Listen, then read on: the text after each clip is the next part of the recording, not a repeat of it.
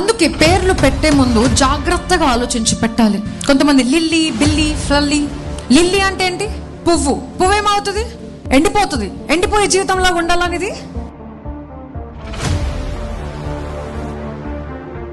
Elijah అంటే అర్థము my God is Yahweh.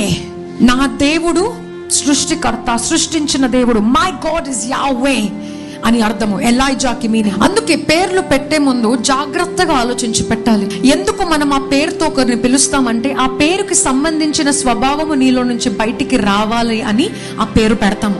పిచ్చి పిచ్చి పేర్లు పెట్టకండి. పువ్వులు, గాలి, నీరు, కొండ, కోట. కొంతమంది లిల్లీ, బిల్లీ, ఫ్లల్లీ. Don't keep names like that. Lily అంటే ఏంటి? పువ్వు. పువ్వు ఏమవుతుంది? నశించిపోతుంది, ఎండిపోతుంది. ఎండిపోయే జీవితంలాగా ఉండాలనేది.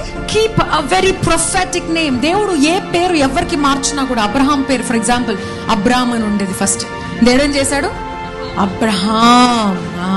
అబ్రామ్ అంటే బ్యారెన్. అబ్రహాం అంటే తండ్రి, ఎంతో మందికి తండ్రి.